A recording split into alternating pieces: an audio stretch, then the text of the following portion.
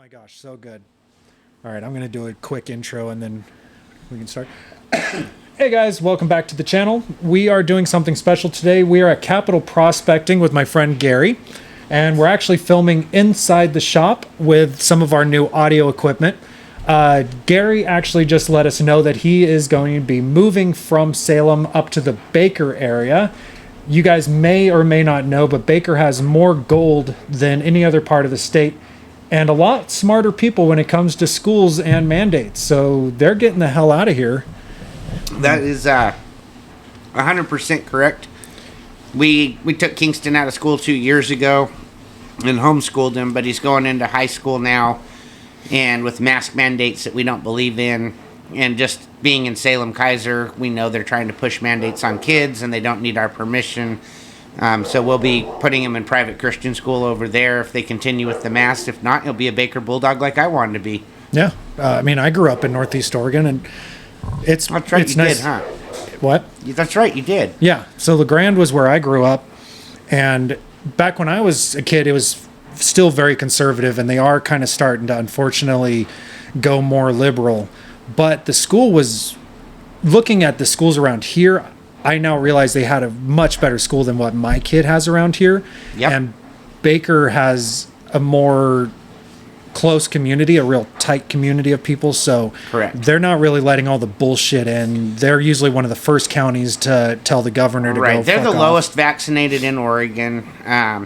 When we were over there in April, there was one business. There were no mandates at the time. There was one business that was insisting on masks during Miners' Jubilee. Other than that, nothing mattered. The signs were up, but nobody looked at them. The restaurants were all open. Nobody wore a mask. There was a few people, and if you want to, you should be able to want to. You can, Yeah. but if you don't want to, you shouldn't. Well, and what happened to the days of where if you're feeling sniffly and coughing, if you don't feel very good, for how many years now have they said, well, wear a mask? And if you wore a mask, people kind of assumed that you weren't feeling very well and stayed a Right. little bit further away. Or just if you're feeling sick and you got the crud, don't go to work. Right? Take a day off. If you're, the lunch lady and you're sick, you don't need to be at the school. Well, and unless you're extremely obese or have some other Right. issues, we can talk about that all day, but the main thing is that Baker County is just kind of like a better choice for your family. And Correct. since you own a mining shop, it is kind of like a great place to go because Baker is Right. right in the heart. You can go north and find gold. You can go east and south and find You can ton of pan gold. right downtown in the Powder River. That's how I got started in this. I know other people have asked me, but I was a paper boy in Baker when I was 10. They let me have the route because I was too young to have a route, but I kept bugging them. And then they said, well, we'll give you the downtown route, which included the U.S. Bank. And back then, the gold display wrapped around the whole entire bank. Yep. And of course, the Armstrong Nugget was the centerpiece. All of that's been taken out of the bank now, and now it's a mold of the Nugget. Yeah. But it's still something to look at. So Oh, I had yeah. to walk in that business every day, and that's what got me hooked.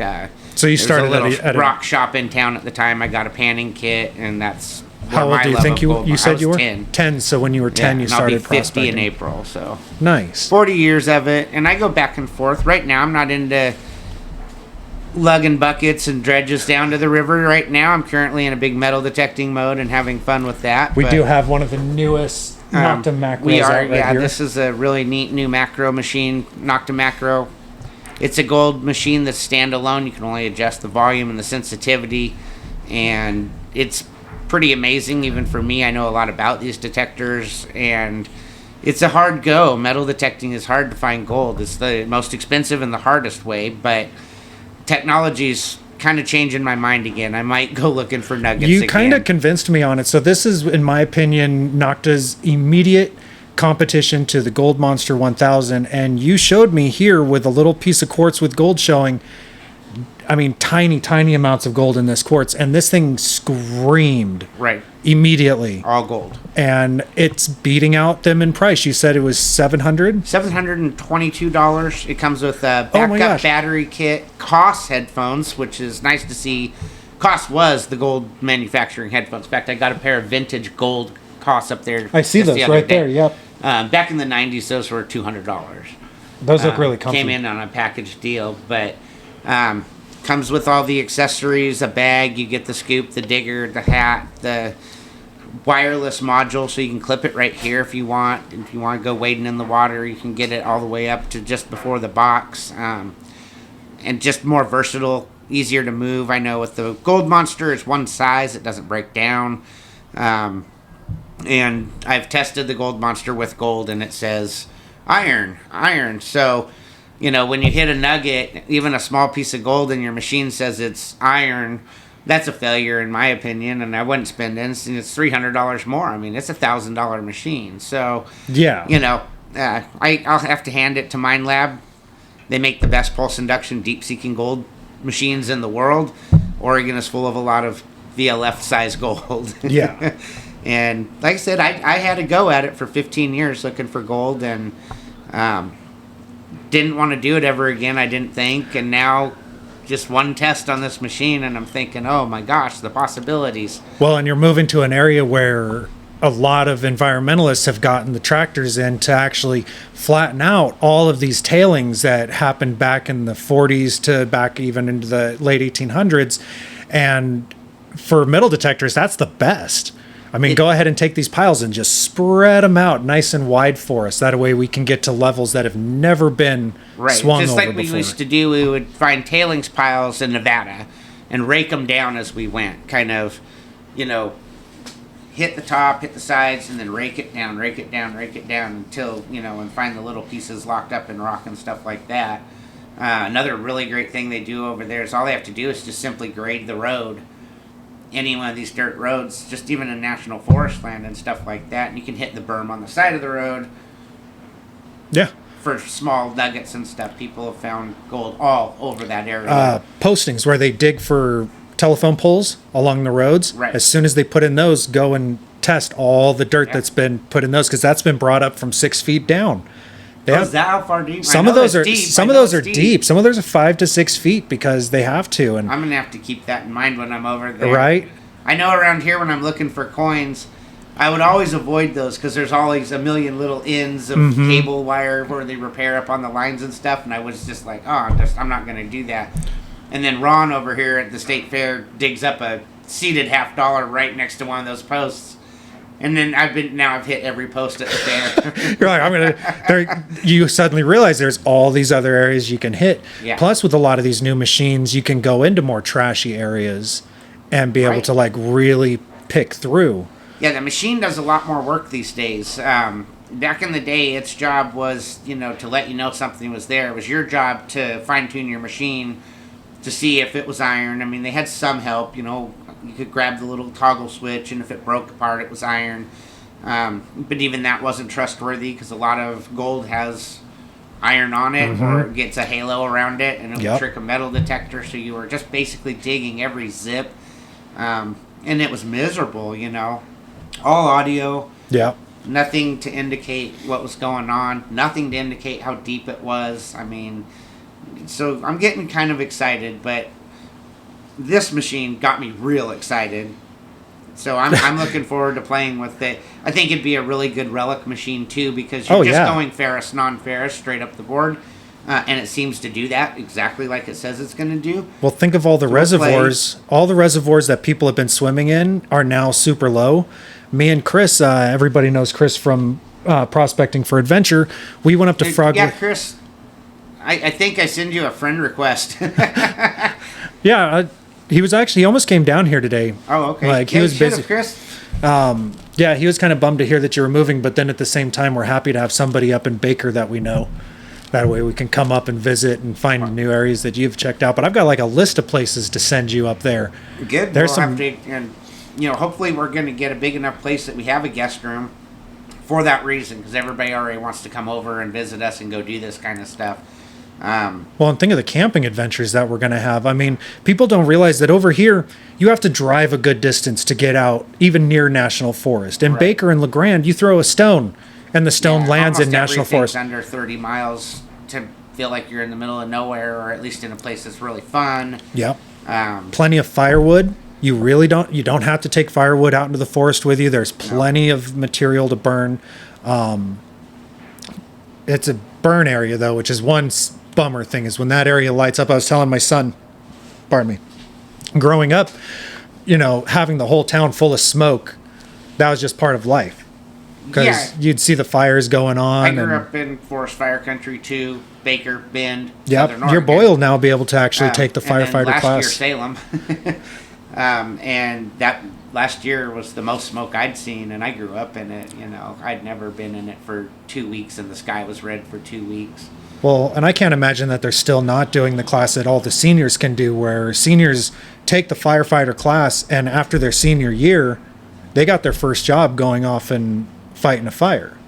There's so many more opportunities in a small community, and I'm not going to say like a small conservative community, although Baker is definitely on the conservative side, we could say. But on the Democrat side of it, they don't seem to be as radical either. It's kind of a really well-rounded community. It didn't really matter what church you went to. Kiwanis was at one church, and all the kids went to that one church. The Catholics, Nazarenes, Baptist, Foursquare, it was all the same. Yep. We were just a community. We went to school with each other. We didn't think about it. And it's so different than a city like this, where it might wave at somebody if you recognize them going down the street. Whereas in Baker, even in town, like in the country where people just wave driving by, hey, people do that in town over there. Yeah. There's just not as much infighting. It's a community. If I have a difference of opinion than Gannon, and like I say, that house is on fire. The other thing is all these kids grew up doing 4-H and stuff. Yep.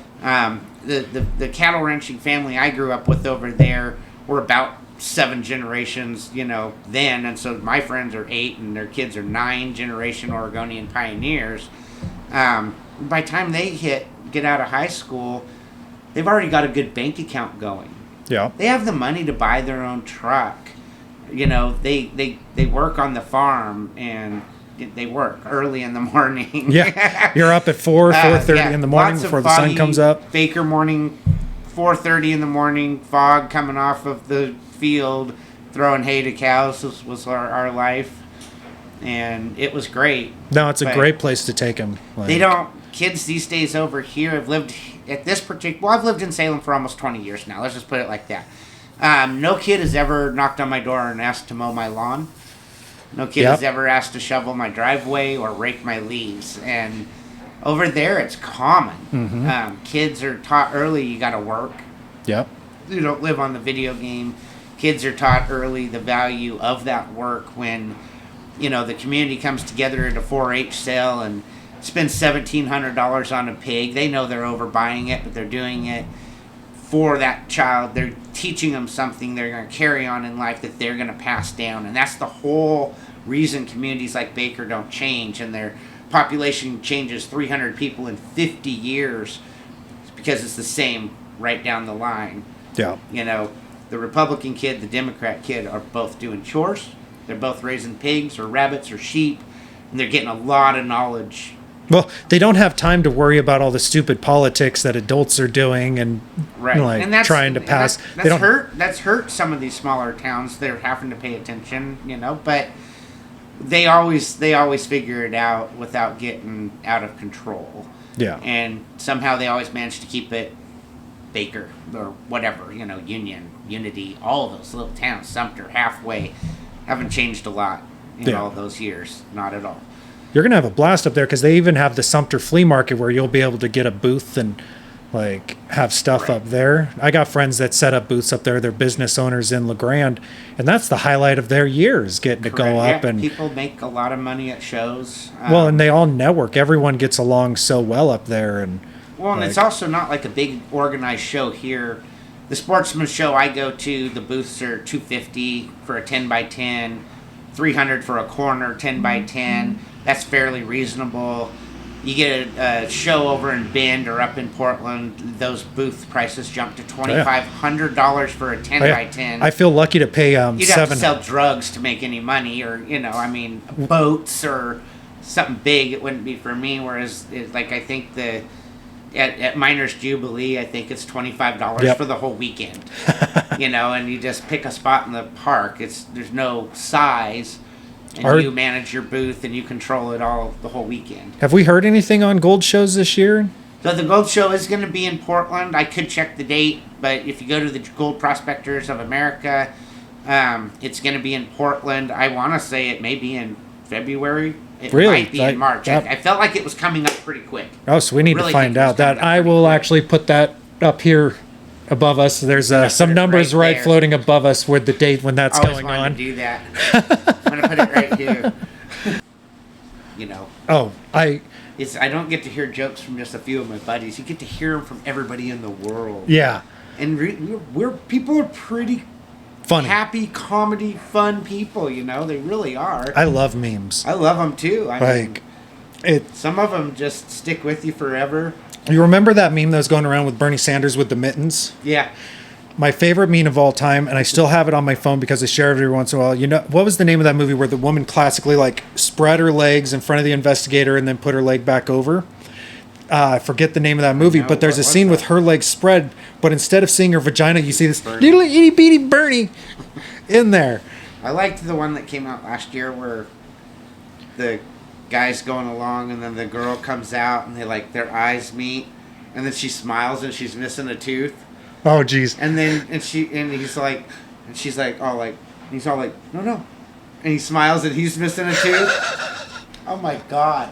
I watched that for like a week straight. Like, So I'm thinking about doing a commercial, but I'm worried about YouTube and things getting mad at me. So I'm having to find a way of wording it where it's a baking mix and it's called "Go Fudge Yourself Cake Brownies."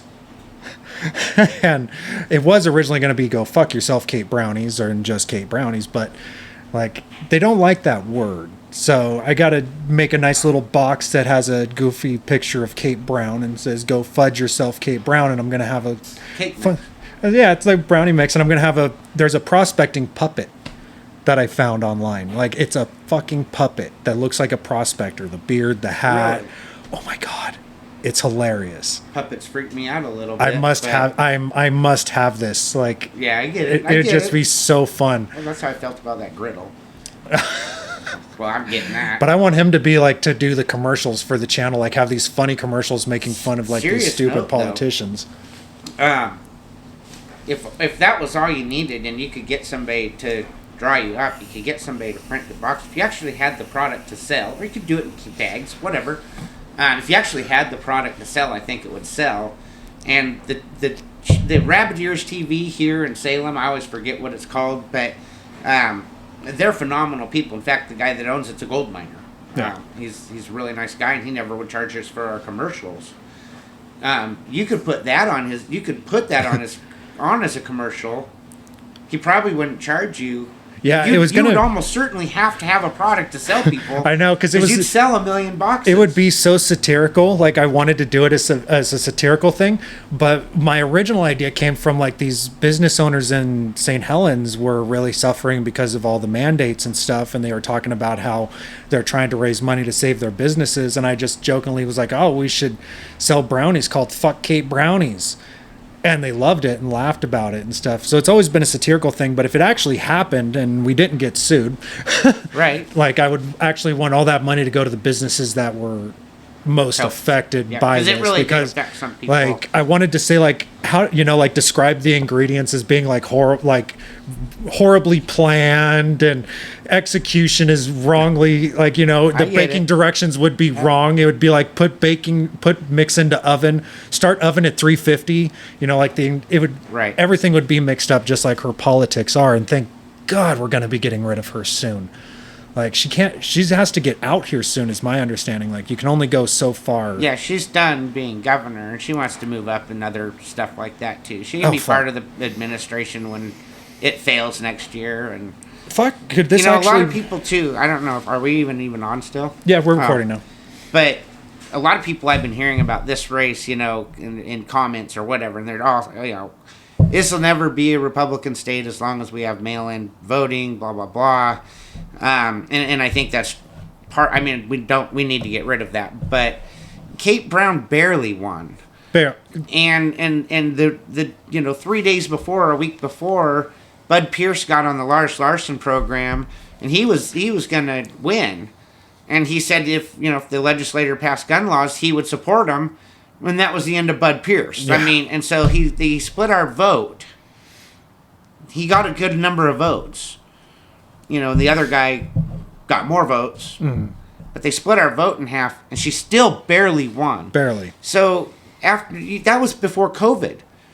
So now this is 2 years under Democrat Kate Brown, after COVID, and I don't know anybody that's happy with it. So I don't think that that's just the it's a very fixing it. Yes, we do need to fix voting everywhere in the United States, especially Oregon. But when you split the vote and still almost beat the other team before coronavirus and then after, and the responses and the businesses that were killed and crushed, the ones they really hammered down on, they never came here. They didn't look for me. I never had a sign. I have 3 stolen signs that I'd like to show. Yeah. Make sure it focuses. So just a warning to those that are going to be using the men's restroom in Cannon Beach. The men's restroom is a social distancing required area. I guess it wasn't before. I like your collection of them. You just keep collecting them. Social Use of distancing. park of this trail requires social distancing of 6 feet between individuals by order of the Governor Brown's Executive Order 2012. Remember when she was walking on a trail with no mask next to people? Yeah. And then my favorite one at the Albany Sportsman Show, face coverings required except for on horseback. You know, because that extra 4 feet of height, you know, COVID doesn't fly higher than people's normal head heights. So and it flies in the face of reality. COVID can't get past horse shit. Right. Because it's all horse shit. That's why shit. Kate Brown hasn't had it. She's full of horse shit. I think she owes us a pony. There's a lot of happy girls with that statement. I mean, we could have fixed this with horses right out of the gate. And this is just give everyone horses. They knew it. You know, but that doesn't help the global warming either, because those horses create a lot of shit, which create a lot of gases. Oh, I remember growing up in Eastern Oregon when we'd have, you know, big storms and cow shit would fall out of the sky. Oh my God. I remember we would go riding up on, I don't know how familiar you are with the Grand Ronde Valley, but you have Mount Emily on one side and you have Mount Harris on the other, Mount Harris, Mount Fanny, which is just one section of a big, massive batholith, which is on the opposite side of that is, what we were talking about earlier, Cornucopia mine, which has some of the best gold in the state, the Union mines there. We'd go riding up there and we would literally come home covered in cow shit, because they're just, people don't know about this thing called open range. So in like Northeast Oregon and places, they will just literally let their cattle out into the mountains. They just, hundreds of cattle free. So they go shit everywhere. They walk across the highway. A friend of mine almost died because they were riding it down from halfway. They were coming back in a car, little Honda, hit a black cow that was standing in the middle of the highway in between Baker and Halfway, just in the middle of the highway. Bam, they hit it. Their insurance had to pay for the cow. Really? Yeah. That's great. I asked him, did you get to keep the cow? Because fuck, if you're paying for this cow, you better goddamn get to keep it. He didn't get to keep it, and his car was just destroyed. Really? Destroyed. Wow. I don't think he had the 2 cents at the time to be like, I want this fucking cow. He probably had liability. He could have sold the. He probably could have. Yeah, he did. But he probably could have sold the cow and bought a new car. At least something. I mean, we all had trucks. We would have gone and gotten this cow. We were just happy that him and his girl and stuff were alive. But open range is probably one of the only issues I have up there. Nevada. I was cruising down back home one night late, come up over this hill.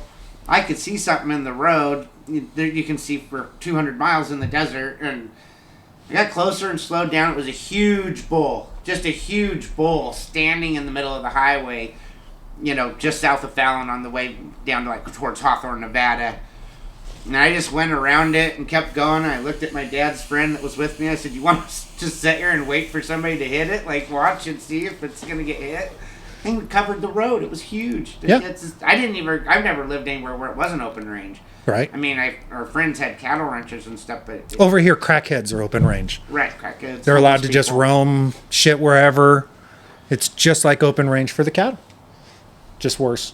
Maybe that's why they want to pass this IP13 thing that says it's illegal to hunt and fish and animal husbandry and I love. They keep introducing that. This fucker keeps introducing that every like 2 to 4 years. He puts that in, Yeah, and they I tried want in to. Colorado. I want him to continue to do it because Really? he shows how stupid that side is, because it's so obnoxious that no one with any right sense looks at that and goes, "Well, that makes absolutely." It's unenforceable. It's unenforceable. I don't know how you. It borderline. Ever enforce It that. crosses into areas of like owning dogs and rabbits, and basically. I mean, it just. Please show how stupid you are. Continue. How do you enforce it when I mean, I live in town, so somebody steps in my yard, that's trespassing or whatever. But like, what are you gonna drive down a 2-mile dirt road to the farmer's ranch? To do what? To tell him he's breaking the law? Nobody's going down that dirt road. No. Nobody. No. And there's 1 billion of them in the state. People are afraid that the meat industry is going to collapse, that all these companies are going to go towards this artificial meat, and that all these companies are buying out. I don't think that's going to happen. I could see it happening in regions, the most stupid regions of the country. Yes, like Seattle will happen. New York. Yeah. It'll happen in certain places, but not in cattle states where people are going to go, you try to take my ribeye, I'm going to take your eye. Like that. We had ribeye last night. It was amazing. Like, You cook it in cast iron? no, I cooked it on the grill. I wanted steak on the I grill. wanted to do griddle, but oh no. Ribeye was the night before. Last night we had super dark tuna steaks. Oh, nice. Oh, Nice. Cajun tuna steaks. So Tuna's good. good. So good. Yeah, when we come up and visit you up in Baker, we're definitely going to have to bring up like some stuff and have a big feed up I there. want to get over to the Snake River and catch a bunch of catfish. Yes, I was literally just telling this, like, I'm going to do, it's going to be so hard for me not to go prospect, but I'm going to devote an entire day and night to just catfishing. Yeah.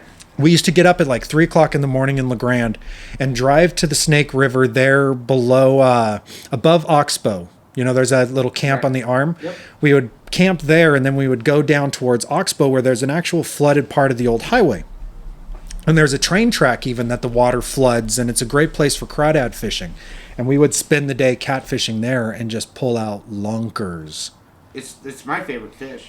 Me too. We're going to do Right. some fried catfish this week. You go over and seal a bunch of it up and have it in your freezer, so I mean, it's all win for you moving over there. I mean, so let's actually talk about that. So you're going to be keeping some of your business here, but moving your business there. Tell me more about that. Yeah. So right out of the gate, my address is obviously for the Salem shop is going to change to a Kaiser address. And I will let you guys know that exact address here in the near future. He's still just getting wrapped up finishing his garage so he can get the shop put in there. He's 99% done. He's ready for his first order, and it's pretty much going to be standalone. I'm not going to get into all the details of, the profits or who does what. None of that really matters, but he is going to be representing his own shop called Capital Prospecting. I am the owner. He will be my partner. Like I said, the money stuff is doesn't really matter because I want him to make a really good profit.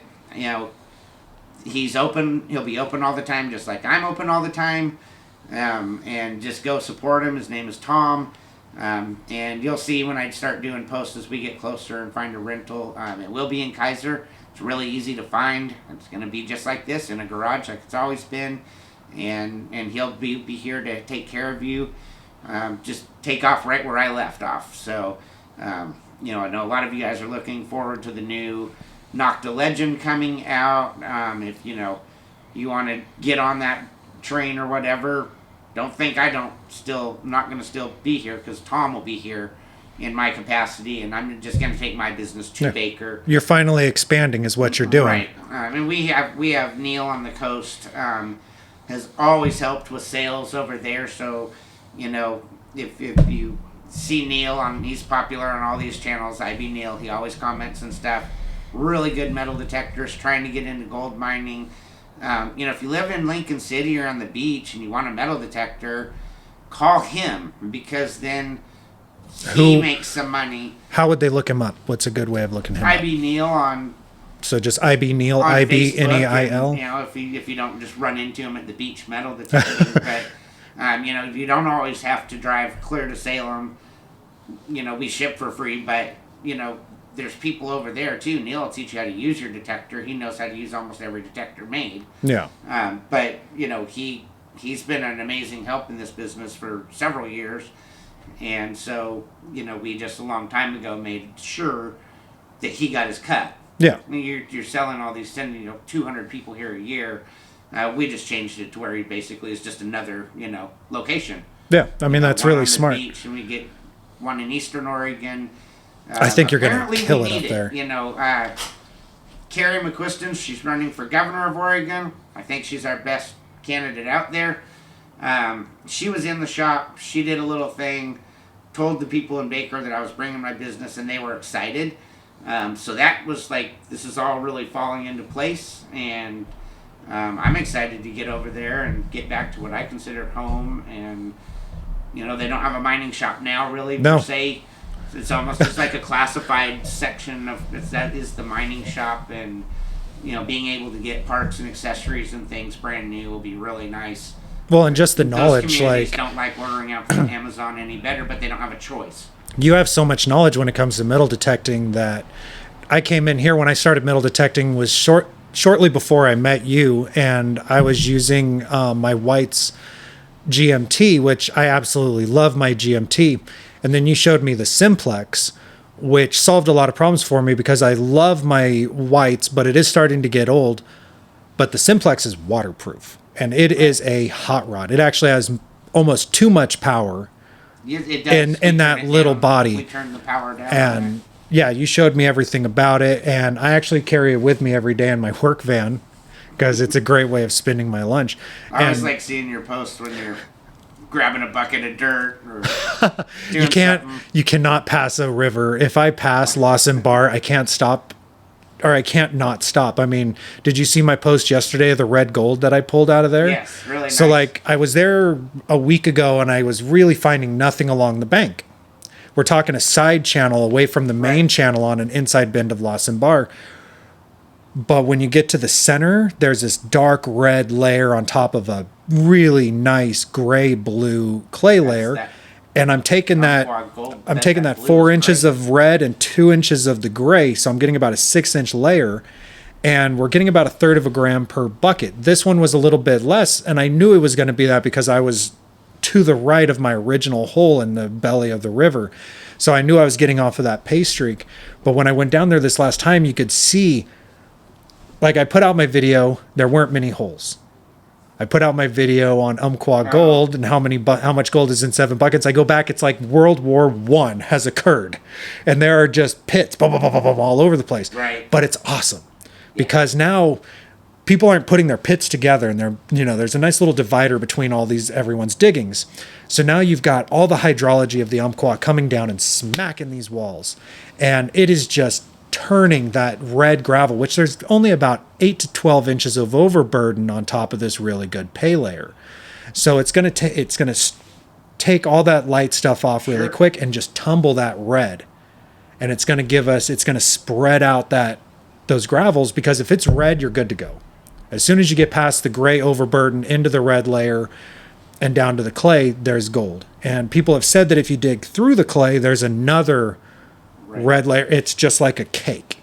Some of the old dredgers, back when it was just wildly allowed, back in the heyday of the South Umpqua, they would find 4 pounds of gold in a season. Yeah. That's pretty good with a 6-inch dredge in Oregon off I-5. You think one 5-gallon bucket. And you do hit the different layers. I know down on, closer to Poverty Flats, Mm-hmm. You get a lot of trash and stuff like that. But same, that gray layer, anytime I was watching the dredge box, if it looked like somebody dumped mortar mix in front of the nozzle, I knew we were going to do good. And then you get through it, and then there'd be some overburden and more of that clay, and we, I think we pulled 22 ounces out that summer. And that's compacted clay. It's got gravel through it. If you had the right wash plant to actually process that, there's so much fine gold in there, trapped in. You could just go back in time Oh my God. Let's not get on that subject. I mean, it'd be such a great place, the Dolbar Road, to run the big Sumter-like bucket line dredge back and forth. Oh my God. And Or just the nowadays, you wouldn't the even 8-inch. be doing anything because it floods all the time. It goes up all there. You'd never know it was ever done. There'd be no reclamation. It'd look just the same as it does today. The 8-inch dredges, the 8 and 10-inch dredges that are on the market now are almost better than the bucket line. Oh, sure. It's incredible. Bucket line was just it was the production machine of the day. I dream of having the production 8 that they have where it's got the catch at the end of the main sluice that then takes the fines and puts it up through the two sides. And then what really just blew me away on that was that they're cleaning up their main box by letting it go into the sump and then letting the sump bring it up, and they're putting cleanup mats in those two boxes on the sides. So they're doing cleanups right there floating on the river. Right. I'm just like blown away by that because everyone who's dredges knows that doing a cleanup on a floating dredge is a pain in the ass. Oh yeah. Oh yeah. I mean, it's just rocking and you're doing stuff. And you're trying to mess with the. It's like your first night with your first girlfriend. There's a lot of movement going on and a lot of failure happening. Right.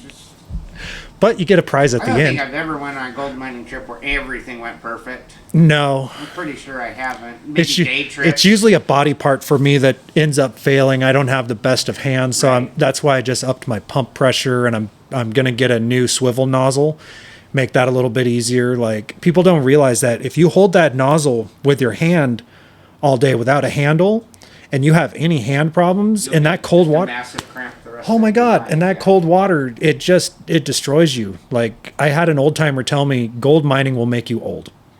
And he was right. Holy crap, my knees have gone to hell. Yeah, and we forget, we bring them and then we don't put our knee pads on. We're excited to go. All that ends up being is work a day, rest a day.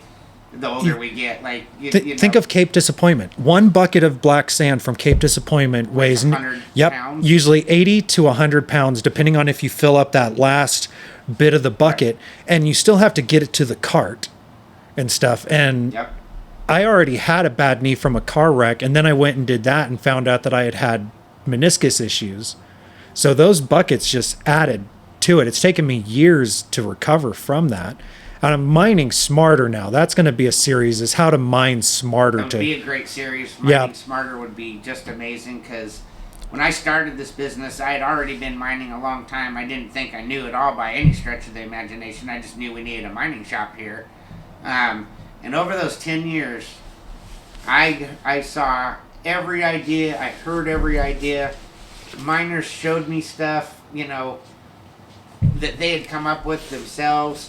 And I can guarantee you I'm a way better miner now than I was 10 years ago. Yep. Just little stuff that seems so obvious now. But just even good ideas, the mining magnets separator is... Yep. It does what it says it's going to do. I like products in this store. I know I've told lots of you this before, that do what they say they're going to do. I like the Gold Cube because it does what it says it's going to do. Oh man, I love the cube. You get into the products that are just out there to mine the miner. I guess that's okay if you want to go buy that kind of stuff, but just know that it's designed to do that. It's designed to get $60, $80 out of your pocket. A sluice box has been operating pretty good by itself for a long, long time. How much money do we put into different mats? Right, and it's, none of it's a new idea. No.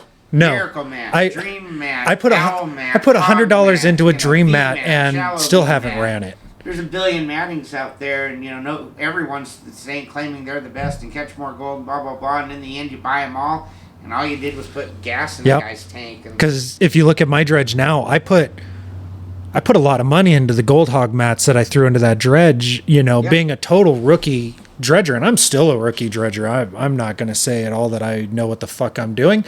You're having fun. I'm having a blast, but I have to say, after trying all these different stuff and experimenting, I just went with what they do on the commercial dredges. I went with heavy 3-pound expanded steel on top of carpet, on top of V-groove. I can blast that water through the dredge and it's going to catch it. It cleans up really nice. It's just efficient. Well, and I think a lot of times people don't think of, let's just talk about, say a matting like you use the Gold Hog, and Gold Hog makes a great product. Don't get me wrong. I'm not saying anything against Gold Hog. Their matting's great.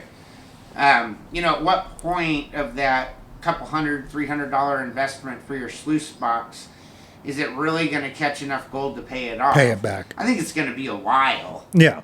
You know, I mean, Yeah. I just don't think there's that big of a thing. Definitely, I've seen people run their sluice box wrong.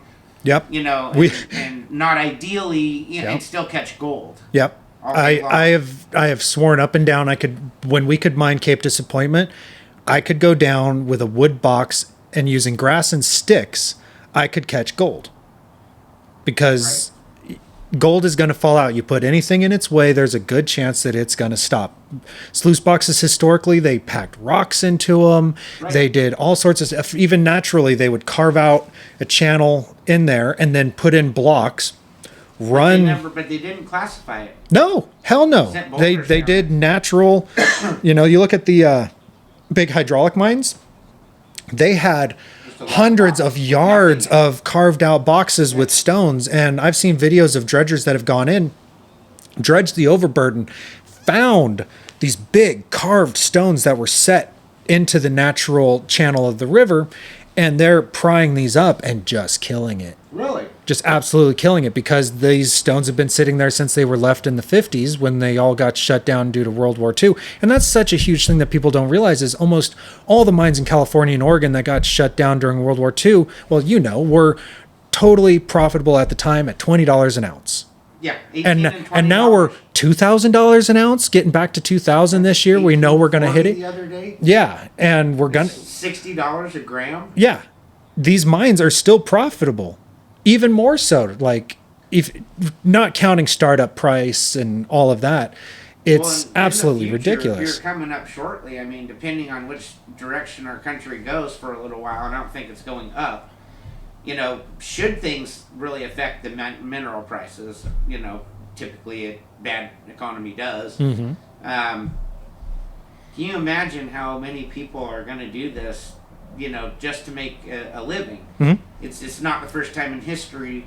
Well, that why do you think people they try to shut us down? used mining on the weekends, you know, to make extra money and stuff. My own father's family would do that, you know. They didn't even have a claim. Well, what is it, So they would just Rose? go down to Sucker Creek before any of that, you know, and spend the weekend digging and get an ounce of gold and stuff. This is back in the '60s, but still, you know, if the economy's tanked and jobs are gone and the grocery stores look like they do now and stuff, I think that there'd be no way they could even regulate that as an example. If everybody was out there doing this just on a little bit, just to help, you know, ends meet. Yeah. Well, think of that. I think it was Roseburg, maybe. There's a classic picture of a guy during the Depression. He's got his rocker box, and a rather large rocker box, too, in this picture. I wish here in the future I'm going to have a computer set up so that I can show you a picture and we'll be able to show it on the screen. Pictures. I'm going to try to find the picture to put on this video, but he's literally in the street in front of his house, digging through the pay gravels and running it through his rocker box. And I'm probably totally wrong. That is, it's either Roseburg or it's somewhere down in that region. And it's funny because it's now one of the areas that is like most against prospecting. You know, it's one of the counties that's quickest to give you a ticket. But, you know, that was during the Depression. They were like, there's gold in the literal streets of our town. Yep. And I'm going to get it. If we end up in another depression type situation, Which people we're are very going- close to. People are gonna go gold mining. Like, I'm going to Take be a starting break. to do stock. I'm going to be doing stocks here soon, but I'm actually been doing lots of research in the largest companies that are extracting minerals I because think your cake mix idea is way more profitable than any of the stuff we're talking about. I Go can tell you fudge it's your- way more profitable than go gold fudge mining, yourself, Cape Brownies. and it's way more profitable than running a mining shop. But yeah, so what do they call these? Hey, you actually got one of the better ideas when it comes to the prospecting is actually just to sell, you know, who makes more money, the gold prospector or the person selling the pan? Usually the person selling the pans. Right, but I only make like $12,000 a year. So Go to Baker. yeah. I have a lot of fun doing what I do, and I'm sure that we make more than that. Obviously, the bills get paid, but Yeah. you know. Well, Uncle and Sam it's not only about the gonna money. Need to know so much unless you make like $100,000 a year. Anyways, it's almost pointless to give them write-offs and stuff like that. Well, But and it's we the just point's do. not to be rich, it's to keep this going. Oh, Like yeah, if we don't get more shops, if we're not getting people hooked on metal detecting is actually a great gateway drug to gold mining. and vice like- versa. Well, so this is before- starting to kick in, man. So let's get this going. So I haven't eaten any mushrooms. before the camera cut out, we were talking about how metal detecting can get you into gold prospecting and vice versa. And since the camera shut off, we got a couple guests. Gary's wife came out, and Tom, who is taking over the gold shop down here, metal detecting shop over in Kaiser. So welcome, guys. We were just talking about how it's really important that you're getting that shop up there. You mentioned that at least 10 shops have closed down in the last couple of decades. And for any kid trying to get into metal detecting or gold prospecting, it makes it even harder if there's nowhere to go. If Bimart's your only place to buy Weimar has some stuff, and then you've got, single black gold you know, pan. a little tiny Stan Sport sluice box over at Sportsman's. Quick shout out. We don't know who it is, but somebody that works at Sportsman's Warehouse here in Salem keeps sending people here when people want to try to buy stuff there. Nice. So thank you. We don't know who you are, but thank you. But yeah, at least 4 people have told us. It's definitely someone who has shopped Yeah, in your so store we don't before. know who it was, but That's awesome. That's the best. really, Don't shop here. Don't do it. and I don't think I thought about Go to this, Capitol. You know, when I started the business, but people like to touch this stuff. They like to see it. Yeah, you've got one, And- a simplex on the ground right there, Correct. dirty, ready to play with. Somebody can take that right outside right now Right. You just, and go play with it. you know, you can't do that in an online situation. Nope. You're going to be looking at YouTube, watching some video of somebody that knows everything of what they're doing, and you know nothing. Shout out to the simplex guru. Yes, the Simplex is awesome, and Simplex Guru. Yep, she's Yep, awesome. Great Good. channel. Thanks, because you are a really good resource for people out there. Yeah, we want to get you in one of our tip videos. Actually, we're going to do a video for tips for swingers, and we're going to get Okay. a bunch of metal detectors to give a bunch of ideas. And she's shown some interest in being in that video, so that'd be That'd Pretty- be fantastic. wouldn't it? Yeah, there 'cause you go. she does some great content. Especially for beginners. They just want to know where to go to look Yeah, to get. I know. We got to get you doing more educational videos on. I know I really failed the last few years on videos. I got out of it, you know. Then having to be forced to be here all the time because school is now here all the time. You got to record like a 6-minute piece just introducing whatever new machine you I got, know, and then I really need. we to. can throw that I- on my out of channel nowhere, too. And somebody messaged me the other day from many years back, I'm sure, because there was no other messages, so it obviously erased it, and they were like, "Why don't you do any videos anymore? We sure like watching those."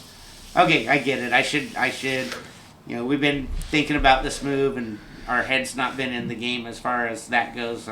this is actually You know. probably the best time at all, because then you could turn on a camera, videotape setting up the shop, putting up your sign. You could make this cool little montage of like Right. putting it all together. And I'm a writer, so with writers, you know, when we're inspired like nobody else, and that's when we give you our greatest content. Oh, And, man. You know, so stuff like this that can like get me back into that. And I gotta spur show you the it. new teleprompter. She's always telling me do it right, you know, and do it. So Well, and as a writer, they've got new teleprompters now that you can control with your phone. Oh, I've So you seen can them set it on the right here and Biden set the speeches. speed. So you can type up your a really nice thing on a new metal detector, and it's clamps right onto the top of your camera, and you control it with your phone, so that your angle when you're looking at the camera, it'll still give that nice, you know, you're looking straight at the lens, but you can just read what you wrote. It's what I'm going to start trying to get for like the gold news that I'm going to start What's that doing gonna and stuff. run?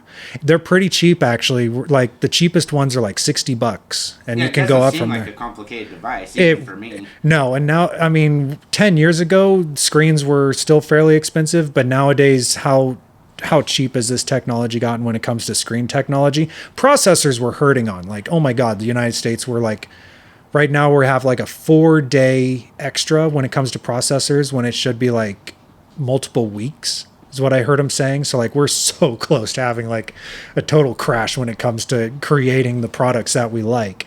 Luckily, these are created over in Turkey. And I don't think they're having as such a hard time right now as we are, because they're land based to where a lot of these are Yeah, I being think made. they had a big snowstorm or something. Yeah, that's about all they Yeah. get. Like us being way I over know here. they are. There is some there's obviously there's turmoil over there. I don't know all about what it is, but you hear about it, a little bit here and there. Yeah, we screw ourselves by not having semiconductor production here in America. Like the fact that America doesn't make our own cell phone. Like if I could go and buy an American-made cell phone, I would absolutely do that. Right. I'd line up like all these freaks do for the Apple phones.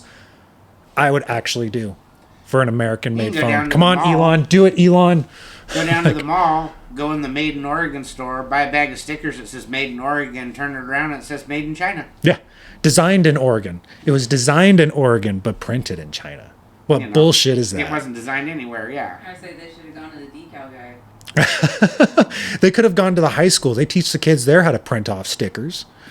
They ought to be teaching them how to, turn a lathe and weld and Yep. shop and small gas engines. And See, I stuff know we in used to I know do. in LeGrand they have a Small good gas welding engines. shop because we made the welding shop. Me and a group of guys actually welded and made the new shop there. It's got over 20 stick welders, Yep. 5 MIGs. They sold the lathes because they just didn't need the middle lathes, but they have a good shop The there. huge benders, Yeah, the it's big industrial. it was really fun breaking down all the old welding boots. They were all brick, and we got to like just bust them up Hulk Hogan style, and That's really neat. like oh, it was great. Yeah, I don't know any high schools that do that anymore. Nope.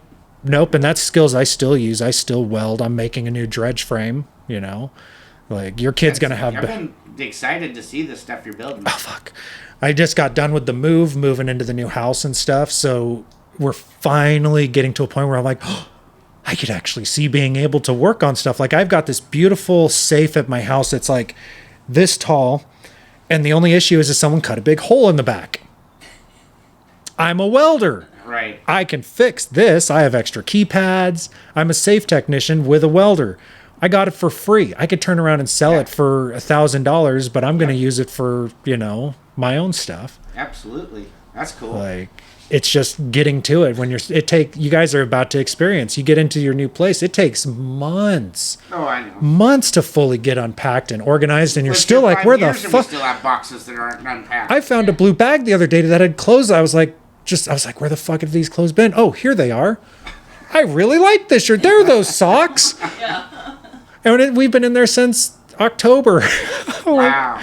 We're not big fans of moving, but this move is totally worth it. Yeah, it's going to be great for you We used guys. to have a 71 Dodge swept line, and it was a beautiful truck. And man, everybody and their brother wanted us to move them. Oh, We man. had the 8-foot bed, which was ridiculous. But God, you guys are going to have so much fun. Just being able to go shoot your weapons whenever you want, Right out of town. right out of town. And Not wondering if it's oh, no. Today the gate's closed. yeah, I want to do... Warehouser. I'm looking for some spots to dredge up there where we can do some winter dredging because I really want to videotape pulling a dredge with a snowmobile. Because there are 2 times a year when the creeks are really low on water. Late summer and Right. peak of winter. During the peak of winter, some of these gold-bearing streams, which are just streams during the winter, are just wide open, very shallow. Oh, because by May, that's it, and June it's over. Then Yeah. there is no water in a lot of those. Yep. Yeah, that's why over in Eastern Oregon, on the Willamette Valley claims, the Sourdough Pete 1 and 2 or whatever, they do the outing in May because there's no water in June. So and it's miserable and cold up there, but that's the only time you can use it. And then they withdrew it from using motorized equipment, of course. So Yeah. we're always with that, and there's a lot of government I've noticed in the woods in that part of Oregon. It's It interesting. seems like there's more. There is more than Southern Oregon. You go down here to Southern Oregon. We had a group of people down on a Republic mining claim, and people were running high bankers and some dredges.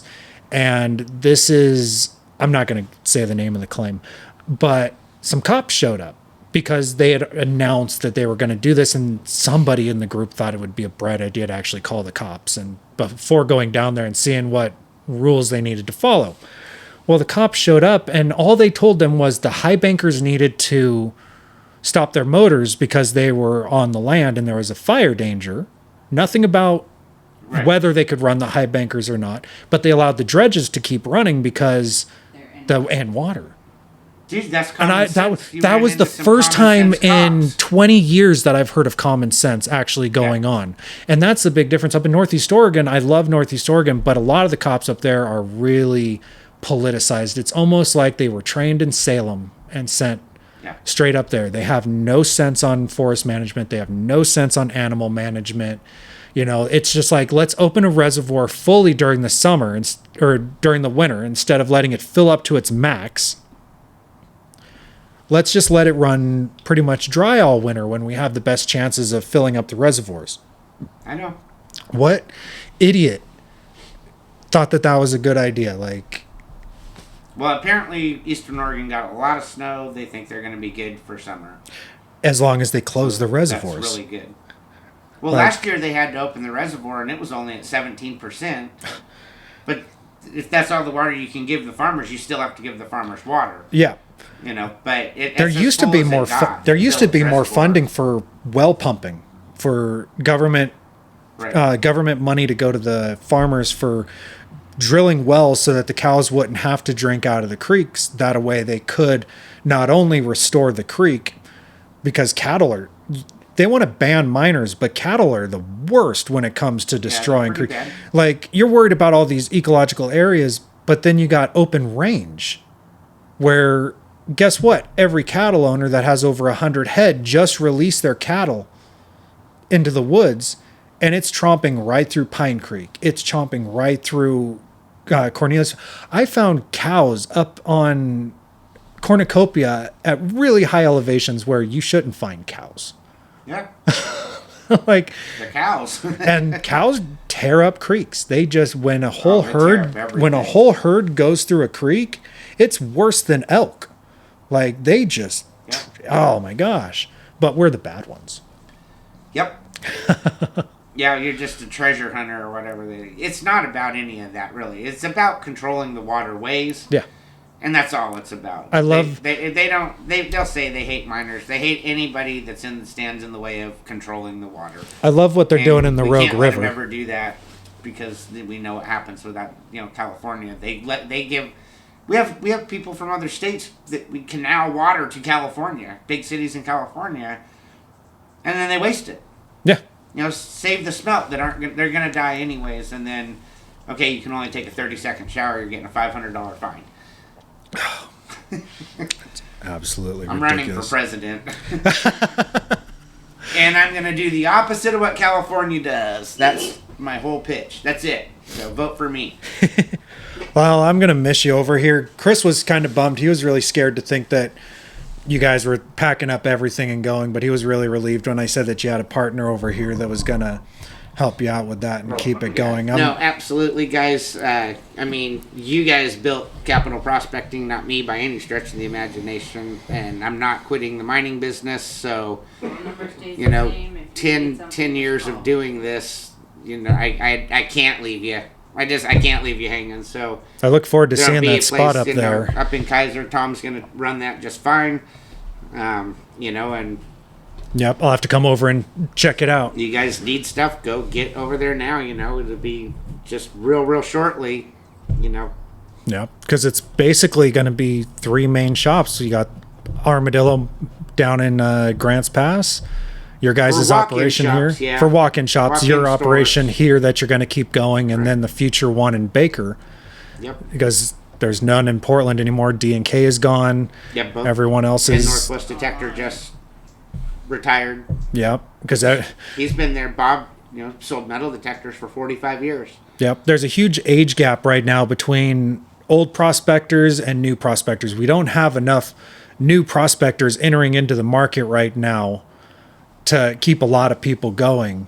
So hopefully by getting you up there, it's just people are going to be like, I can go get a metal detector and then come in and be like, whoa, gold pans, whoa, what is this? And then you're telling them, yeah, you can go right down here to the powder, go down to the park, do some panning behind a gravel For sure, or behind a boulder. I mean, your area of the state changes your customers. I'm a little bit apprehensive about that just because I know Eastern Oregon has a lot of hard rock gold mining. yep. And even though I'm lot of knowledgeable placer. in it, you know, I'm not knowledgeable, you know, in running big trommels. I know that you got to set them up right, and water going this way has to match the water on your sluice, and there's a lot to it, and rock crushers, and all the mineral staining and sulfides and stuff like that. I was a placer miner, so Yep. It's kind of exciting and kind of scary at the same time. I don't want to sound like somebody that doesn't know what they're talking about, but on a lot of that hard rock stuff, I don't. No, but I don't think a lot of your market's going to be hard rock. Of Nevada, where there's a lot of hard rock. Yeah, I can tell you all kinds of stuff. I can tell you the Gold Formation in the Tiobe Range in Nevada. I can't tell you anything about it here other than Yep. The Serpentine in Southern Oregon. Well, it's because there's so. You want to talk about the geology. It's like, okay, well then what time? Do you want to talk about when the Wallowa batholith rotated? Because the entire batholith that goes from halfway over to Mount Harris, Mount Fanning, all that's the core of an ancient volcano. Okay, that was underneath all the buildings in Baker. A lot of Baker Towers is built out of that volcanic tuft. Yeah, well that was a heart, and then that's been brought up and rotated. So all the heaviest minerals that were within that heart were brought up and rotated onto the Baker and the halfway side, whereas on the LeGrand side, you don't get it as much. But then you have the ancient Salmon River and the Snake River channels that went through that area before tectonic shift and uplift and everything shifted the positions of the river. That was bringing in the ancient channels that they were mining in Sumter and up above LeGrand and stuff, and that had platinum in it. So those were coming from different geological structures. And we can only imagine how huge those rivers were. Oh, absolutely huge. Compared to today's rivers. Yeah, I mean, and look at the elevations. They're up at 5,000-6,000 feet in elevation in some places. I mean, that's... It was the end of the Great Basin. All of it was an ocean. Yeah. At one point. I mean, there's so much... I don't think the hard rock's going to be an issue for you. I think keeping placer equipment in stock is going to be your issue. Probably. Well, I think we've been on here for a little while, and it's going to be a fun edit. This is actually my first split audio and video, so thanks for being my test subject. No, I appreciate you coming down and getting to say hi before we leave and stuff like that. It's going to be exciting. We're super excited, and I really look forward to part 2 when we come up to visit and check it out up there and go do some camping and prospecting.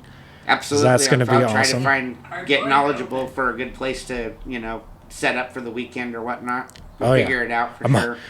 I'm counting on you. Just home base it, like I say, nothing's very far away from Baker. Yep. So even if we, just make it back to town every night, as long as we're out doing something and checking it out, and hopefully you can drag that dredge through the snow on a jet ski or the we're gonna get it snowmobile. We're gonna get it down south this year, get it all tuned up with the new motor and everything. We're running a 2.5 to 2 inch high pressure pump on it, so it's gonna increase the head pressure quite a bit. Did you find that piece you needed? I'm gonna order it. Yep, I got the order list on there. I'm gonna order directly from Keen. I think, mark my words, I think that Proline. Yeah, right. Buy 2, really. Yeah. I think it's a part that fails. It's a fitting on a motor that's moving around like that. You can get a crack in it. It's going to happen when you're mining. It's going to happen, yep. And it's going to be 20 minutes before Armadillo closes. Right. Like every time I've been in Southern Oregon mining and a part broke, it was, go!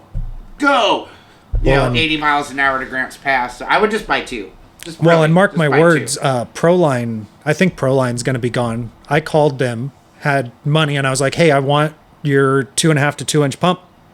And she's like, we don't have them right now. We need to put some more together. I'm like, fine, here's my number. Here's my name. Call me the moment you have one. I have cash. Never heard from them. They're the heart. It took me a couple months to get a hold of them. Yeah, the best thing with Proline to do is just call and ask for Jeff. Call and ask for Jeff. Yep. Just say, can I talk to Jeff? But that's if they answer. That's if they answer. Always answered for me, but if you just say, I need to talk to Jeff, they'll put him on. You say, hey, Jeff, this is Gannon from P&W, prospecting. But I ended up with a Keen, and I'm pretty happy. The only difference is Proline puts a bigger pump motor on their pump. Proline builds a better product. It's pretty nice. It's a lot heavier as you get older. That once you get that header box on, it's on. Fuck. There's like 20 bolts inside, and so, even a 4-inch dredge is 15 feet long. Yeah. But I mean, it's also going to last forever. Right. With those, it's welded, not riveted. As I get older, if I had another dredge, it's going to be a Keen. Yep. Because they tear down real Let's get a small. Keen in your shop up there for display, can, and then you you take know- it out and use it. Like if I I get know, it, maybe your viewers would like to see an I would. ancient Keen before we stop here. yeah. We're gonna do a quick pause, and then I'll do. Put both mics over here just so it can hear us better. Go ahead. So this is an original Keen, they were saying. Yeah, so the original box, this is all plastic up here, and we had to take it over to John Allman and have him fix it. And so it's an all-new sluice box, but it's obviously the same size as it was. The original motor was a two-stroke remote control airplane engine that runs a mix. It runs at like 18,000 RPMs. And then the motor was a high-pressure pump. The high-pressure pump was made out of Bakelite. And so he still has the pump. It's made out of Bakelite. But it's all, Bakelite cracks like a million little tiny over cracks. time, So we were afraid to ever use that. But we're thinking a Honda GX50 with a high-pressure pump would just go on here and still float. Yeah. But yeah, that's We just one need of the earliest dredges they made, really small. We just need a picture of the frame that bolted in here to copy. He still the has the original frame. dimension, does he? He has the frame. Just remake that. It just it's It's a so little cute. different setup than it's stealthy. It's the epic backpack. This thing dredge. is it's not even 3 feet. Oh, I like that. Oh yeah, I love the whole. That's a backpack dredge. That is a backpack. That's a dredge, and backpack it weighs dredge. You let your Nothing. kid backpack 15 that pounds, maybe 15. Not much. pounds? I was gonna say 12 to 15 would be my guess. in. Can you imagine? Just be so fun to haul around. Oh yeah. I mean, you could go even simpler and not even have the aluminum box in here and just a header and just have a drop-in riffles that just sat You right could on even the use plastic. those green cuttable riffles and just Just push it in real hard, get it cut just right. yeah. Yeah, absolutely. And that would lighten it up even more. Yeah, for going But like, that you don't need. That doesn't have to float. That can just set anywhere. On the rocks, on the edge. oh yeah, how many of us have ended up like we love floating our dredges, but we need something to set in front of them. How many of us end up having our dredges setting up on Right. rocks and Nothing. gravel and stuff Yeah. like that? That just think that thing's sneaky. Oh yeah, and And that's I like it. unfortunately that is kind of where the industry is going. Oh, I bet the audio is so much better now that I'm sitting in front of the mic. Unfortunately, that is where we're going, to where honest miners are. Oh yeah, I don't want any of that back. I'm gonna dial my gain back now that we're sitting back down. Sorry guys if that peaked out a little bit. Honest prospectors are going to become criminals because the Rogue River, they say it's hands and pans only, but Just they're a going to certain stretch of it. they're going to let the road. But what I thought it was the whole stretch, the whole basin, or the whole. No. No, I know Samantha can tell you, but it's not the whole thing. Well, that's good, but It's- they're still it's- letting it's an kind of the excavator stretch go through in town. there. Well, of They're- course. I mean, the year that the water dried up in Myrtle Creek, and we go down there, and there's 3 excavators in the water drilling down through the bedrock to get to more water, and I'm just like, what? Yeah, like this is ridiculous, and yet my little 3-inch dredge, or this little one, which is what, a 1.5, or is that a 2? I think it's a 2. Is that a 2? I think John made it a 2. Yeah, when he built the box. Yeah, we're the ones destroying Yeah, nature. I unfortunately, the whole miners having to become outlaws things. American citizens are becoming outlaws because they've made every rule against every rule. You're always breaking a rule. You're a criminal, and the criminals go free. So not just mining. No, It's yeah. everything in society now. That's it's why the we need crazy to- gun laws. It's just everything. That's why we got to get more people prospecting. It's harder to make it illegal if all of your kids like going and getting gold, It becomes illegal because nobody knows what's going on. So when they're like, oh, this is what's happening, look how bad it is, they go, oh, Right. it's destroying our salmon. I like salmon. Well, guess what? All of us like salmon too. Yeah. We're not dredging So- when the salmon are running. We're not dredging when the Yeah, steelhead are you're running. Guess what? welcome. We're fishing. You're welcome for giving them a place to spawn. And honestly, we're the best ones because guess what fishermen do? And I do. We leave a lot of lead behind. Yep. Lots of yummy, toxic, It is yummy amazing lead. that it costs $2,500 almost to get a permit to suck lead out of the rivers in Oregon, but only $48 to throw as much lead in. Right. I love that. That's a great way to look at it. That's the gist of it. I think a fishing license resident still $48. It might be more, but for $48 you have a license to go throw lead in a river. You know how many times? You know how many Cost- times on the Columbia River I'm going after sturgeon or something, and I with my big 13-foot pole go whoa with a big giant weight, and it goes snap, and that weight it just like got an extra boost, and if I'm like right, yeah, it and does. you watch it and it goes way further than you ever get your cast, and you're like, why can't I cast that far? But then you just think, well, I just lobbed 12 ounces, like 100 yards into the Columbia River. It's downstream a mile before it hits bottom. But me and Chris will go down in late summer and walk around at knee depth water, and we'll come home with 20 pounds of lead. Quick. Yeah, even more if you had a metal detector. They're all big pyramid ones, too. The big pyramid sinkers you find just on the Willamette out here by the ferry. Oh. I pull a pound of them up in an hour. It's no big deal. It's only 16 ounces. They're everywhere. Yeah. They're brand new. Yeah.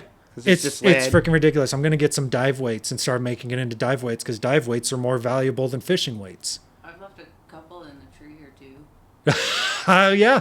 The they nice end up in the dangling water kind. too. Yeah. Like, oh man. Yeah, for a long time, I've always wanted to go out with a tree trimmer, like whenever I'm fishing, one of those really long, extendable ones. That way you'd be like, okay, hold my pole, pink, and like snap it. I know it some down. places in Nevada that'd be great too because it's all like sticker bushes or those the Russian olives that you don't want to get near. There's spikes on them like that. But then your cast is just right up above them and there's no getting into it. That'd be perfect. My favorite is seeing like a really expensive lure and you're like, oh, don't make any cheap lures either. That's a really good deep dip diver plug. Ooh. And you're like, I ain't going for it. Like, no. Or Florida. I'm fishing in Florida. I'm looking at hanging, like, if I climb that tree, I could get it, but there's alligators. Bye.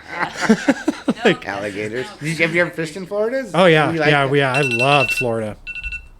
Are you from Florida? No. I had family that went down there and, like, did the whole classic My grandparents had the most American story. Hardworking. My granddad was a Navy man, got out of the Navy, started a family vacations.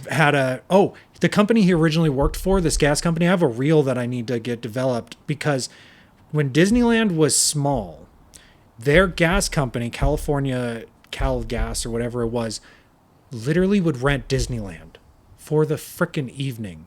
So guests would get it like kicked out at like 2:00, and then all the employees and the kids would get to come and ride Disneyland. My mom acts all like high and entitled, like, I remember Disneyland without any lines. It's like, without people, yeah, well, screw you. They rented the whole place. Nowadays, that would never happen. Right, you'd have to be somebody super famous. It probably still wouldn't happen. Yeah. I never liked Disneyland. I'm sad that I can't take my kids there, but Really? yeah, it's like They took me there when I was 9, and I just stood in line all day and thought this Yeah, sucked. that's all it is now. But what's even more ridiculous to me is a that was ticket 40 for years ago. Ticket for Disneyland's like $150 for a day right now, something around there. It's fucking ridiculous. But you know how much a ski ticket for Mount Hood Meadows is, where I used to work for a long time as an instructor? It's getting up there too. It's $150 for one day. I think Mount Bachelor is.